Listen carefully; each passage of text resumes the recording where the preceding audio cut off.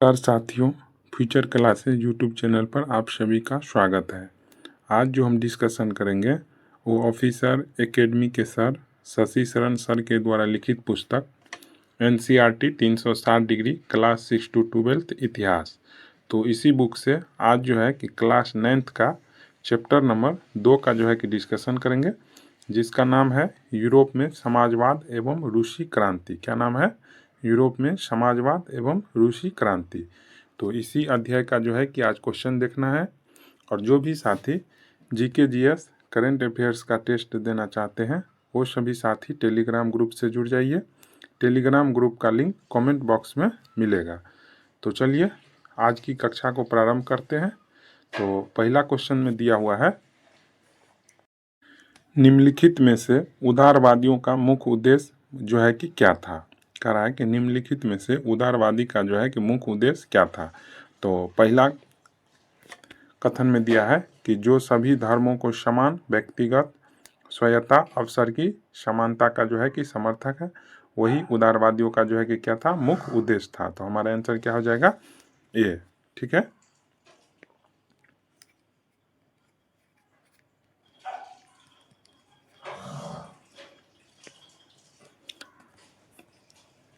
Discussion में दिया हुआ है कि समाज परिवर्तन के समर्थकों में एक समूह उदारवादियों का था। उदारवादी ऐसा राष्ट्र चाहते थे जिसमें सभी धर्मों को बराबर का सम्मान और जगह जो है कि मिले। ठीक है। अब नेक्स्ट क्वेश्चन है 2।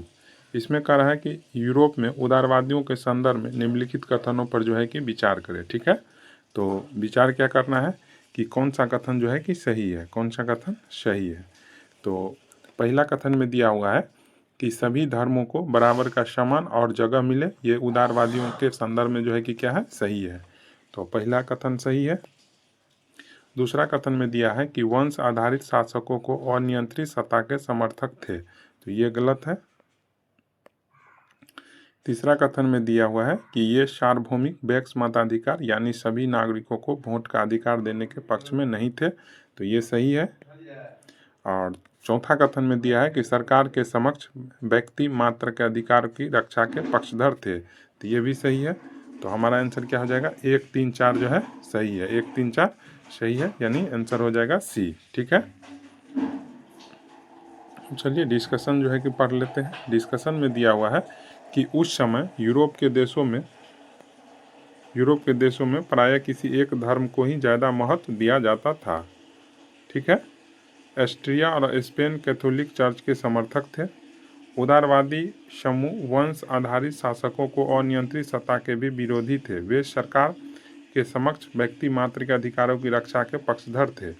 उनका कहना था कि सरकार को किसी के अधिकारों का हनन करने या उन्हें छीनने का अधिकार नहीं दिया जाना चाहिए। यह समूह प्रतिनिधित्व पर आधारित एक ऐसी निर्वाचित सरकार के पक्ष में था जो शासकों और अफसरों के प्रभाव से मुक्त और सुप्रशिक्षित न्यायपालिका द्वारा स्थापित किए गए कानून के अनुसार शासन कार्य चलाए। पर यह समूह लोकतंत्रवादी नहीं था। ये लोग सार्वभौमिक वैक्स मताधिकार यानी सभी नागरिकों को वोट का अधिकार देने के पक्ष में नहीं थे। उनका मानना था कि वोट का अधिकार केवल संपत्तिधारियों को ही मिलना चाहिए। नेक्स्ट क्वेश्चन है 3। इसमें कह रहा है कि रेडिकल समूह के संदर्भ में निम्नलिखित कथनों पर जो है कि विचार करें। ठीक है। तो विचार क्या करना है कि कौन सा कथन जो है कि सही है। तो पहला कथन में दिया है कि ये लोग महिला मताधिकारों आंदोलन के समर्थक था, तो पहला कथन क्या है, सही है। दूसरा कथन में दिया है कि बड़े जमींदारों और संपन्न उद्योगपति को प्राप्त किसी भी विशेषाधिकार के विरोधी थे, तो ये भी क्या है, सही है। निजी संपत्ति के जो है कि समर्थन करते थे, तो ये गलत है। परिवर्तन के विचारों के विरोधी थे, ये भी गलत है। तो हमारा आंसर क्या हो जाएगा? 1 और 2 क्या है, सही है। डिस्कशन में दिया हुआ है कि रेडिकल समूह के लोग ऐसी सरकार के पक्ष में थे जो देश की आबादी के बहुमत के समर्थन पर आधारित हो। इनमें से बहुत सारे लोग महिला मताधिकार आंदोलन के भी समर्थक थे। उदारवादियों के विपरीत ये लोग बड़े जमींदारों और संपन्न उद्योगपति को प्राप्त किसी भी तरह के विशेषाधिकारों के खिलाफ थे। वे निजी संपत्ति के विरोधी नहीं थे, लेकिन केवल कुछ लोगों के पास संपत्ति के संकेंद्रण का विरोधी जरूर करते थे। अब नेक्स्ट क्वेश्चन है 4। इसमें कह रहा है कि यूरोप में रूढ़िवादी समूह के संदर्भ में कौन सा कथन जो है कि सत्य है। तो रूढ़िवादी समूह के लोग क्या करते थे, तो परिवर्तन के विचारों का क्या था, विरोधी थे। तो हमारा आंसर क्या हो जाएगा, ए। कह रहा है रूढ़िवादी तबका रेडिकल और उदारवादी दोनों के खिलाफ था, मगर फ्रांसीसी क्रांति के बाद तो रूढ़िवादी भी बदलाव की जरूरतों को स्वीकार करने लगे थे। पुराने समय में यानी 18वीं शताब्दी में रूढ़िवादी आमतौर पर परिवर्तन के विचारों का क्या था, विरोध करते थे। अब नेक्स्ट क्वेश्चन है 19। इसमें कह रहा है कि 19वीं सदी के पूर्वार्ध के यूरोप में औद्योगिकरण के कारण समाज के सामने निम्नलिखित में कौन सा बड़ा मुद्दा नहीं था। तो कौन सा बड़ा मुद्दा नहीं था, तो प्राथमिक शिक्षा जो है यही बड़ा मुद्दा नहीं था। तो हमको ढूंढना था कौन सा कथन जो है कि नहीं होगा, तो इसीलिए हमारा आंसर क्या हो जाएगा, प्राथमिक शिक्षा। ठीक है। अब डिस्कशन में दिया हुआ है कि औद्योगिकरण ने औरतों, आदमियों और बच्चों सबको कारखानों में ला दिया। काम के घंटे यानी पाली बहुत लंबी होती थी और मजदूरी बहुत कम थी। बेरोजगारी आम समस्या थी। औद्योगिक वस्तुओं की मांग में गिरावट आ जाने पर तो बेरोजगारी और बढ़ जाती थी। शहर तेजी से बसते और फैलते जा रहे थे, इसीलिए आवास, साफ सफाई का काम भी मुश्किल होता जा रहा था। उदारवादी और रेडिकल दोनों ही इन समस्याओं का हल खोजने की कोशिश कर रहे थे। अब नेक्स्ट क्वेश्चन है 6। इसमें कह रहा है कि 16वीं सदी के पूर्वार्ध के यूरोप के बारे में निम्नलिखित में कौन सा आर्थिक परिवर्तन सत्य नहीं है। कौन सा आर्थिक परिवर्तन जो है कि सत्य नहीं है, तो नए शहरों की बढ़ोतरी सही है, औद्योगिकरण क्रांति भी सही है, और नए औद्योगिक क्षेत्रों का विकास ये भी सही है, लेकिन वायु मार्गों का जो है कि विस्तार हुआ था ऐसा नहीं है। तो हमको जो है कि निगेटिव खोजना था, तो इसीलिए हमारा आंसर क्या हो जाएगा, डी। आंसर क्या हो जाएगा, डी। अब नेक्स्ट क्वेश्चन है 7। इसमें कह रहा है कि निम्नलिखित में से समाजवादी किसके विरोधी थे। तो किसके विरोधी थे, तो निजी संपत्ति के। किसके, निजी संपत्ति के।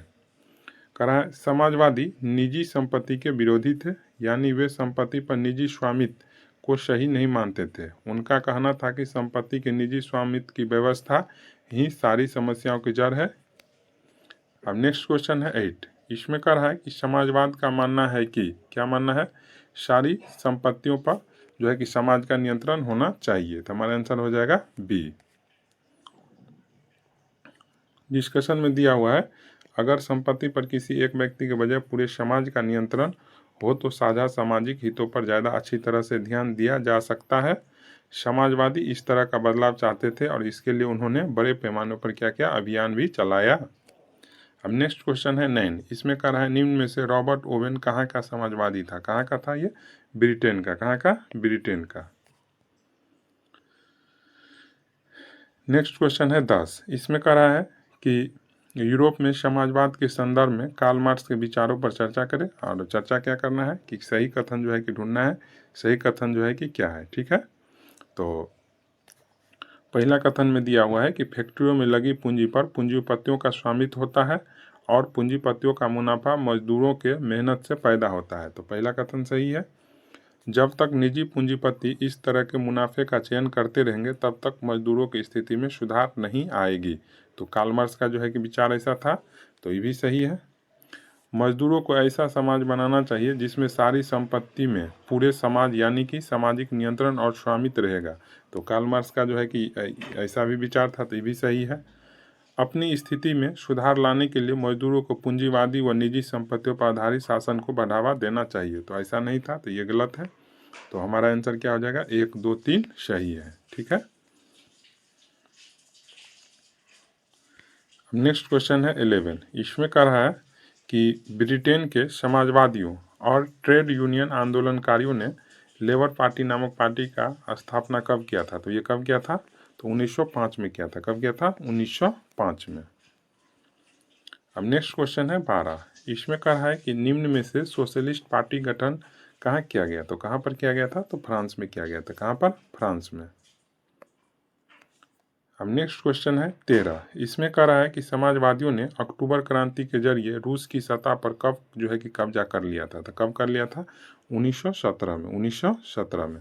कह रहा है यूरोप के सबसे पिछड़े औद्योगिक देशों में एक रूस में यह समीकरण उलट गया। 1917 की अक्टूबर क्रांति के जरिए रूस की सत्ता पर समाजवादियों ने कब्जा कर लिया।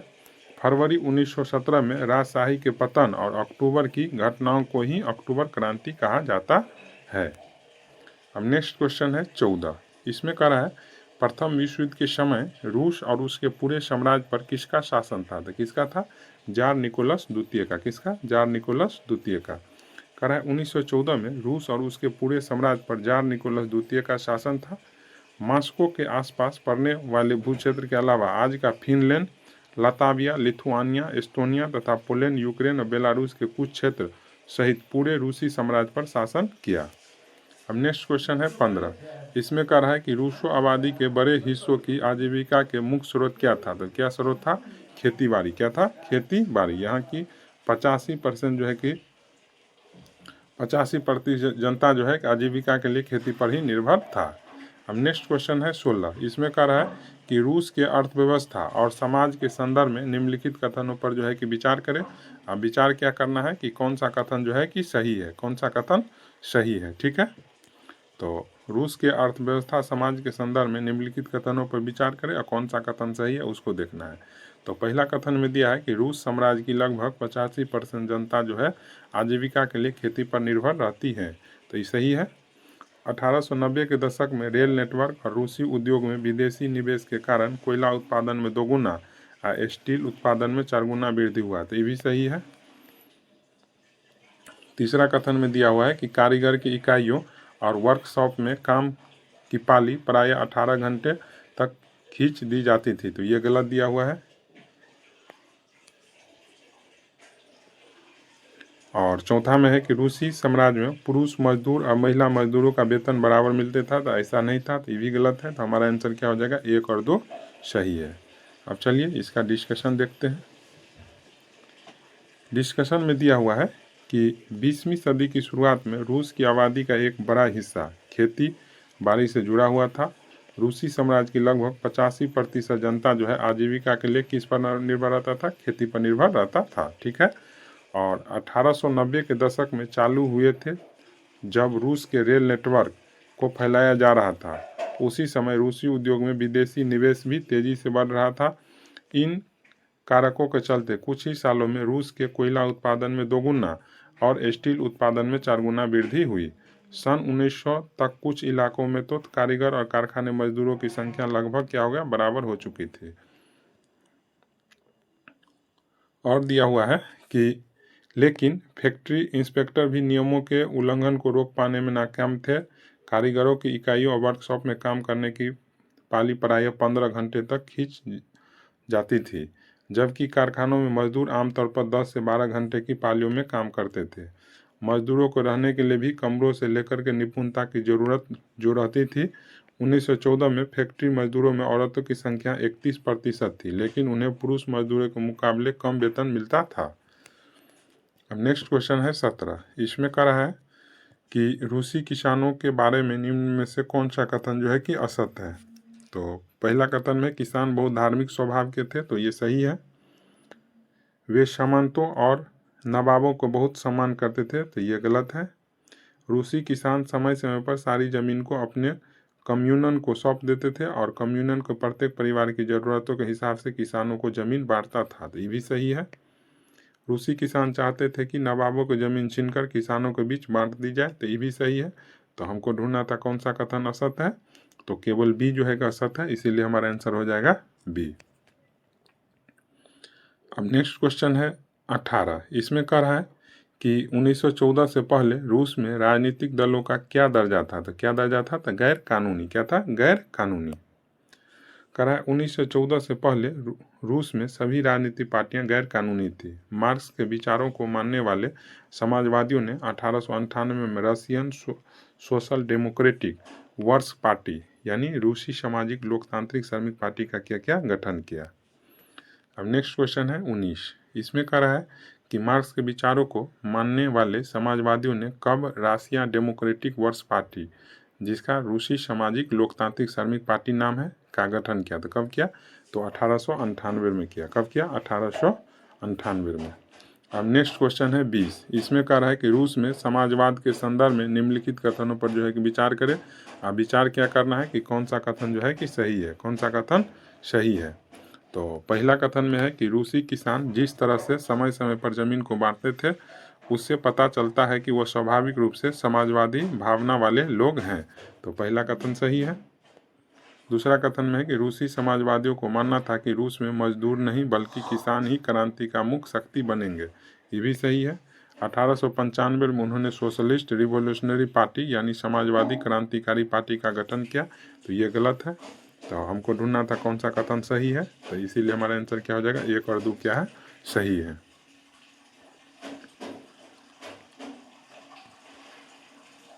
डिस्कशन में दिया है कि कुछ रूसी समाजवादियों को लगता था कि रूसी किसान जिस तरह समय समय पर जमीन बांटते हैं उसको पता चलता है कि वह स्वाभाविक रूप से समाजवादी भावना वाले लोग हैं।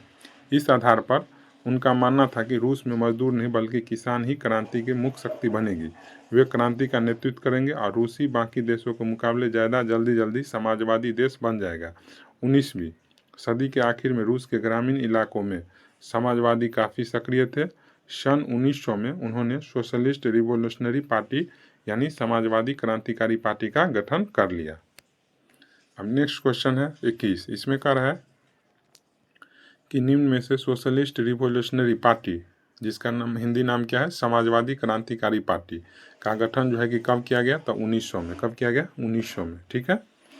अब नेक्स्ट क्वेश्चन है 22। इसमें कह रहा है कि निम्न में से बोल्शेविक खेमे का मुखिया कौन था, तो कौन था, तो लेनिन था। कौन था, लेनिन। ठीक है।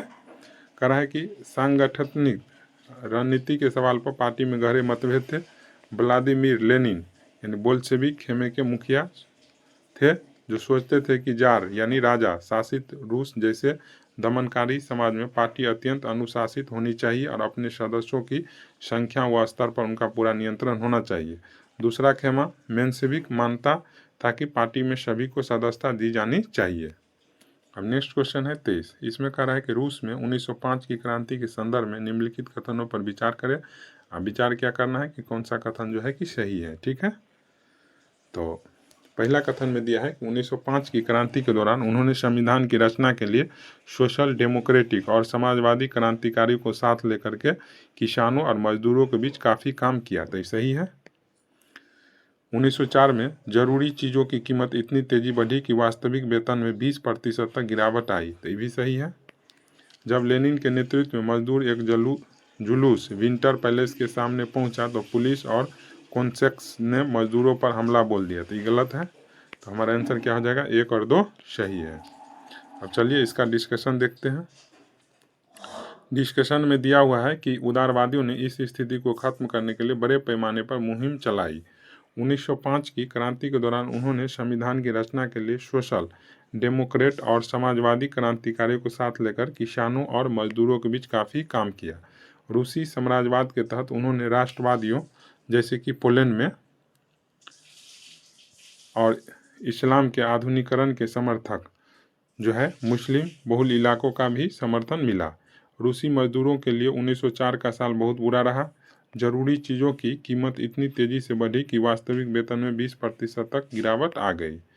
उसी समय मजदूर संगठनों की सदस्यता में तेज़ी से वृद्धि हुई जब 1904 में गठित की गई असेंबली ऑफ रशियन वर्कर्स यानी रूसी श्रमिक सभा के 4 सदस्यों को प्यूतिलोव आयरन वर्क्स में उनकी नौकरी इसी दौरान जो है कि जब पादरी गैपोन के नेतृत्व में मजदूरों का एक जुलूस विंटर पैलेस यानी जार महल के सामने पहुंचा तो पुलिस और कॉन्सेक्स ने मजदूरों पर हमला बोल दिया।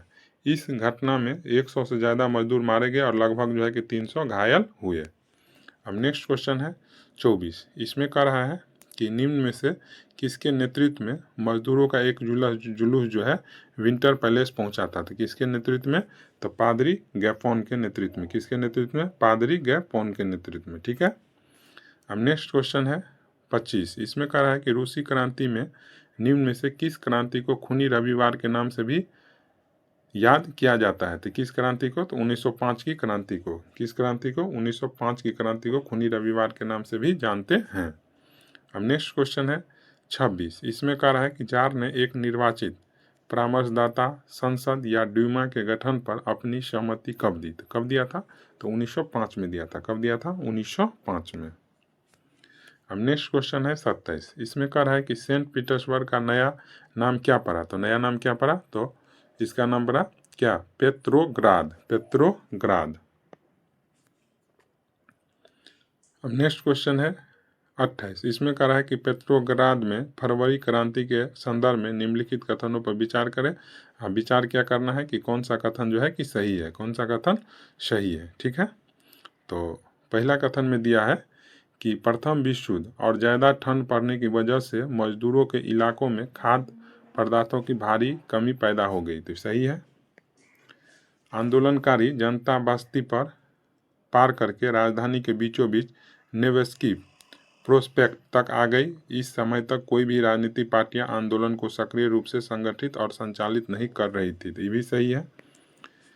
तीसरा कथन में देख, रोटी, तनख्वाह, घंटों की कमी और लोकतांत्रिक अधिकारों के पक्ष में असंख्य लोग सड़कों पर जमा हुए थे, तो सरकार ने स्थिति को नियंत्रित करने के लिए सरकार ने प्रदर्शनकारियों पर गोली चलवा दी, जिसमें हजारों लोग की जान चली गई, तो ये गलत है।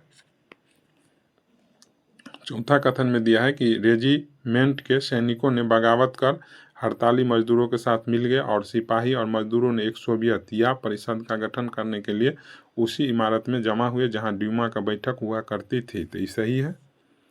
तो हमको ढूंढना था कौन सा कथन सही है, तो 1, 2, 4 कथन क्या है, सही है। अब नेक्स्ट क्वेश्चन है 29। इसमें कह रहा है कि निम्नलिखित में से राजशाही शासन का अंत जो है कि कब हुआ था, तो कब हुआ था, तो फरवरी 1917 में। कब हुआ था, फरवरी 1917 में जो है कि राजशाही शासन का जो है कि अंत हो गया।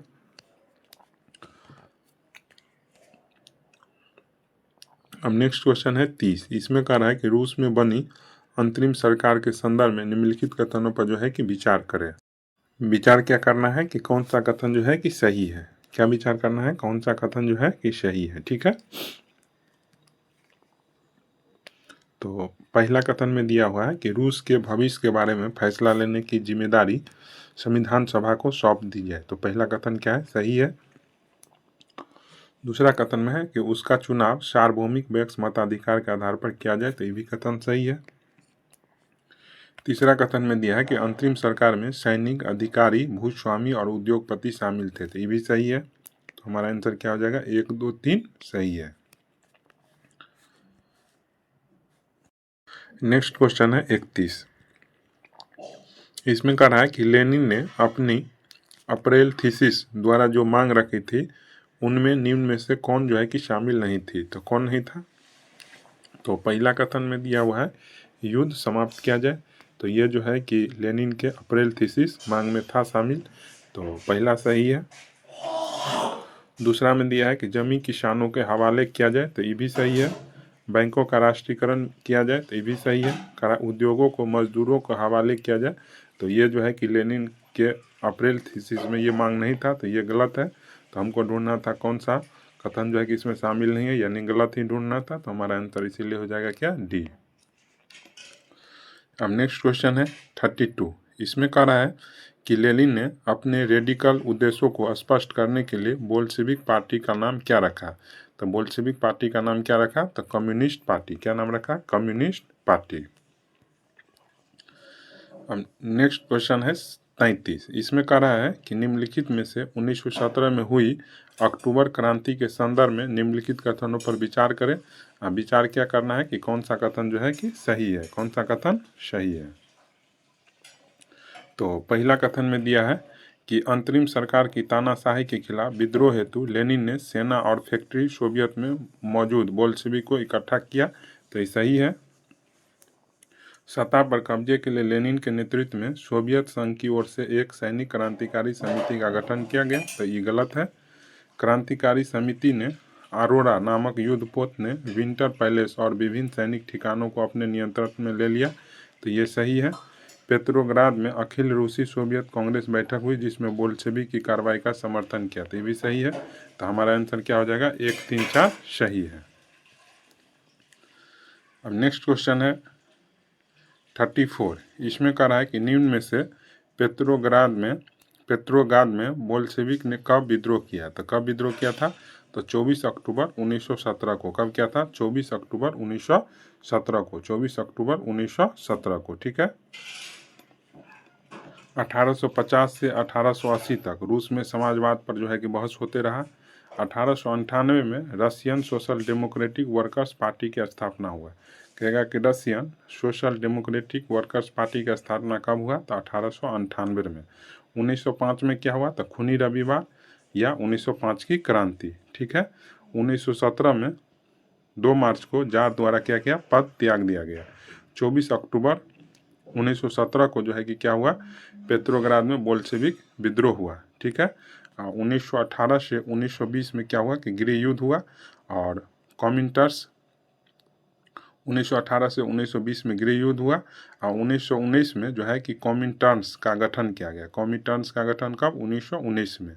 और 1929 में जो है कि सामूहिकरण की शुरुआत की हुआ। 1929 में सामूहिकरण की क्या हुआ? शुरुआत हुआ। अब नेक्स्ट क्वेश्चन है 35। इसमें कह रहा है कि रूस में 1917 में सैनिक क्रांतिकारी समिति का नेता किसे बनाया गया? तो किसको बनाया गया? ट्रॉटस्की को। किसको? ट्रॉटस्की को बनाया गया। ठीक है। अब नेक्स्ट क्वेश्चन है 36। इसमें कह रहा है कि निम्नलिखित में बोल्शेविक पार्टी के संदर्भ में निम्नलिखित कथन में पर जो है कि विचार करें। विचार क्या करना है कि कौन सा कथन जो है कि सही है, कौन सा कथन सही है। तो पहला कथन में दिया है कि बोल्शेविक निजी संपत्ति के खिलाफ थे, तो ये सही है। दूसरा कथन में दिया है कि किसानों को सामंतों की जमीनों पर कब्जा करने की खुली छूट दे दी गई, तो ये भी सही है। बोल्शेविक ने मकान मालिकों के पर्याप्त हिस्सा छोड़े और उनके बड़े बड़े मकानों के छोटे छोटे हिस्सों कर दिए ताकि वे घर बार या ज़रूरतमंद लोगों को भी रहने की जगह दी जाए, तो ये भी सही है। 1920 में बोल्शेविक ने संविधान सभा के लिए चुनाव कराया, उन्हें पूर्ण बहुमत मिला, तो ये गलत है। तो हमारा आंसर क्या हो जाएगा? 1, 2, 3 सही है। डिस्कशन में दिया हुआ है कि बोल्शेविक जो था निजी संपत्ति की व्यवस्था के पूरी तरह से खिलाफ थे। ज़्यादातर उद्योग और बैंकों का नवंबर 1917 में ही राष्ट्रीयकरण किया जा चुका था। उनका स्वामित्व और प्रबंधन सरकार के नियंत्रण में आ चुका था।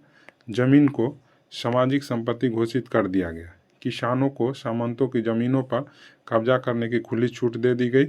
शहरों में बोल्शेविकों ने मकान मालिकों के लिए पर्याप्त हिस्सा छोड़कर उनके बड़े मकानों के छोटे छोटे हिस्से कर दिए ताकि जिसको घर नहीं था या ज़रूरतमंद लोगों को भी रहने की जगह दी जा सके। उन्होंने अभिजात वर्ग द्वारा पुरानी पदवियों के इस्तेमाल पर रोक लगा दी। परिवर्तन को बोल्शेविक पार्टी का नाम बदलकर उसे रूसी कम्युनिस्ट पार्टी यानी रख दिया गया। नवंबर 1917 में बोल्शेविकों ने संविधान सभा के लिए चुनाव कराए, लेकिन इस चुनाव में उन्हें बहुमत नहीं मिल पाया। अब नेक्स्ट क्वेश्चन है 37। इसमें कह रहा है कि निम्न में से कब एक परिधान प्रतियोगिता आयोजित की गई जिसमें सोवियत टोपी का चुनाव किया गया? तो कब किया गया? ये 1918 में। कब किया गया? 1918 में। अब नेक्स्ट क्वेश्चन है 38। इसमें कह रहा है कि निम्नलिखित कथनों पर विचार करें। विचार क्या करना है कि कौन सा कथन जो है कि सही है। तो पहला कथन में दिया है कि बोल्शेविक पार्टी अखिल रूसी सोवियत कांग्रेस के लिए होने वाले चुनावों में हिस्सा लेने वाली एकमात्र पार्टी थी, तो सही है। अखिल रूसी सोवियत कांग्रेस को अब देश की संसद का दर्जा दे दिया गया था, तो ये भी सही है। रूस एक बहुदलीय राजनीतिक व्यवस्था वाला देश बन गया, तो ये गलत है। तो हमारा आंसर क्या हो जाएगा? 1 और 2 जो है सही है। अब नेक्स्ट क्वेश्चन है 39। इसमें कह रहा है कि रूस में गृह युद्ध के दौरान किन शक्तियों ने रेड्स का विरोध किया था? तो कौन शक्ति किया था रेड्स का विरोध? तो ग्रीन्स और व्हाइट्स दोनों ने। कौन किया था? ग्रीन्स और व्हाइट्स दोनों ने जो है रेड्स का विरोध किया था। अब नेक्स्ट क्वेश्चन है 40। इसमें कह रहा है कि रूस में गृह युद्ध के संदर्भ में निम्नलिखित कथनों पर जो है कि विचार करें। अब विचार क्या करना है कि कौन सा कथन जो है कि सही है। तो पहला कथन में दिया है कि गैर बोल्शेविक समाजवादियों, उदारवादियों और राजशाही के समर्थकों ने बोल्शेविक विद्रोह की क्या क्या निंदा किया, तो ये सही है। दूसरा कथन में दिया है कि 1918 से 1919 में रूसी साम्राज्यवाद के ज़्यादातर हिस्सों पर सामाजिक क्रांतिकारियों यानी ग्रीन्स और जार समर्थक व्हाइट्स का ही नियंत्रण था, तो ये सही है।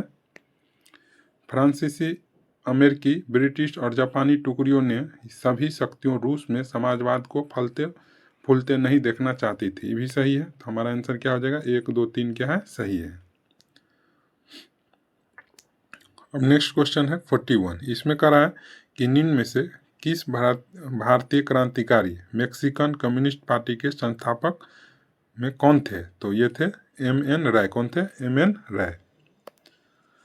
डिस्कशन में दिया है कि M.N. राय भारतीय क्रांतिकारी मैक्सिकन कम्युनिस्ट पार्टी के संस्थापक और भारत, चीन और यूरोप में कॉमिंटर्न्स के एक प्रमुख नेता थे। 1920 के दशक में जब रूस में गृह युद्ध चल रहा था, उस समय वे मध्य एशिया में थे। उन्होंने लिखा, मुखिया एक भला सा बुजुर्ग था, उसका सहायक एक नौजवान जो रूसी भाषा बोलता था। अब नेक्स्ट क्वेश्चन है 42। इसमें कह रहा है कि रूस में स्टालिनवाद और सामूहिकरण के संदर्भ में निम्नलिखित कथनों पर विचार करें। विचार क्या करना है कि कौन सा कथन जो है सही है। ठीक है, तो पहला कथन में है कि अनाजों की कमी को देखते हुए स्टालिन ने छोटे छोटे खेतों के सामूहिकरण की प्रक्रिया जो है कि शुरू की। तो ये सही है। सभी किसानों को जो है कि सामूहिक खेतों में काम करने का आदेश दिया। ये भी सही है। सामूहिकरण के बाद उत्पादन में काफ़ी ज़्यादा वृद्धि हुई, तो ऐसा नहीं हुआ था। सामूहिकरण के बाद खराब फसल के बाद तो सोवियत इतिहास का सबसे बड़ा अकाल पड़ा, जिससे 40 लाख से जो है कि ज़्यादा लोग जो है कि मारे गए। तो ये सही है। तो हमारा आंसर हो जाएगा 1, 2 और 4 सही है। डिस्कशन में दिया हुआ है कि 1928 में पार्टी के सदस्यों ने अनाज उत्पादक इलाकों का दौरा किया। उन्होंने किसानों से जबरन अनाज खरीदा और कुलकों के ठिकानों पर छापे मारे। रूस में संपन्न किसानों को क्या कहा जाता है? कुलक कहा जाता था। जब इसके बाद भी अनाज की कमी बनी रही तो खेतों के सामूहिकरण का फैसला किया गया। इस फैसले के पक्ष में एक तर्क यह दिया गया कि अनाज की कमी इसलिए है क्योंकि खेत बहुत छोटे छोटे हैं। 1917 के बाद इसी के बाद स्टालिन का सामूहिकरण कार्यक्रम शुरू हुआ। 1929 में पार्टी ने सभी किसानों को सामूहिक खेतों में काम करने का आदेश जारी कर दिया। ज़्यादातर जमीन और साजो सामान सामूहिक हेतु के स्वामित्व में सौंप दिए गए। सभी किसान सामूहिक खेतों पर काम करते थे। सामूहिकरण के बावजूद उत्पादन में जो है कि नाटकीय वृद्धि नहीं हुई, बल्कि 1930-1933 की खराब फसल के बाद तो सोवियत इतिहास का सबसे बड़ा अकाल पड़ा, जिसमें 40 लोग से ज़्यादा लोग मारे गए। अब नेक्स्ट क्वेश्चन है 43। इसमें कह रहा है कि सोवियत संघ के इतिहास में सबसे बड़ा अकाल कब पड़ा, जिसमें 40 लाख से जो है कि ज़्यादा लोग मारे गए? तो कब पड़ा था? तो 1930 से 33 में। 1930 से 33 में। अब नेक्स्ट क्वेश्चन है 44। इसमें कह रहा है कि निम्नलिखित में कौन सा कथन जो है कि असत है? असत कथन को ढूंढना है। तो पहला कथन में कि सामूहिक खेती के दौरान हुए मुनाफे को किसानों के बीच बांट दिए जाते थे। तो ये क्या है? सही है। सामूहिकरण के विरोध करने वाले को सख्त सजा दी जाती थी। तो ये भी सही है। सामूहिकरण के तर्क में दिया गया किसानों के पास बड़े बड़े खेत है जिसमें आधुनिकीकरण नहीं जो है कि किया जाता था। तो बड़े बड़े खेत नहीं थे बल्कि छोटे छोटे खेत थे, तो इसीलिए गलत है। 1929 से पार्टी ने सभी किसानों को सामूहिक खेतों में काम करने का आदेश जारी कर दिया। तो ये भी सही है। तो हमको कह रहा था कौन सा कथन असत है? तो कथन जो है कि सी असत है, तो इसीलिए हमारा आंसर हो जाएगा सी। नेक्स्ट क्वेश्चन है 45। इसमें कह रहा है कि रूसी क्रांति और सोवियत संघ के वैश्विक प्रभाव के संदर्भ में निम्नलिखित कथनों पर जो है कि विचार करें। विचार क्या करना है कि कौन सा कथन जो है सही है। तो पहला कथन में दिया है कि बोल्शेविकों ने जिस तरह सत्ता पर काबिज किया था उस पर यूरोप की समाजवादी पार्टियां पूर्ण रूप से सहमत थी। तो सहमत नहीं थी बल्कि विरोधी थी, तो ये गलत है। मेहनत कशों के राज की स्थापना की संभावना ने दुनिया भर के लोगों में एक नई उम्मीद जगा दी। तो ये जो है कि सही है। ग्रेट ब्रिटेन की तरह कई देशों में कम्युनिस्ट पार्टी की स्थापना की गई थी, ये भी सही है। बोल्शेविक ने उपनिवेशों की जनता को उनके रास्ते का अनुसरण करने के लिए प्रोत्साहित किया, ये भी सही है। तो हमारा आंसर क्या हो जाएगा? 2, 3, 4 क्या है? सही है। नेक्स्ट क्वेश्चन है 46। इसमें कह रहा है कि रूसी क्रांति से प्रेरित होकर भारत में कम्युनिस्ट पार्टी का गठन जो है कि कब किया गया था? तो कब किया गया था? 1920 के दशक में। कब किया गया था? 1920 के दशक में। तो इस तरह आज का डिस्कशन हो गया। आशा करते हैं आप सभी साथियों को अच्छा लगा होगा। अच्छा लगा हो तो चैनल को सब्सक्राइब कीजिए, लाइक कीजिए, अपने दोस्तों के पास शेयर कीजिए। धन्यवाद।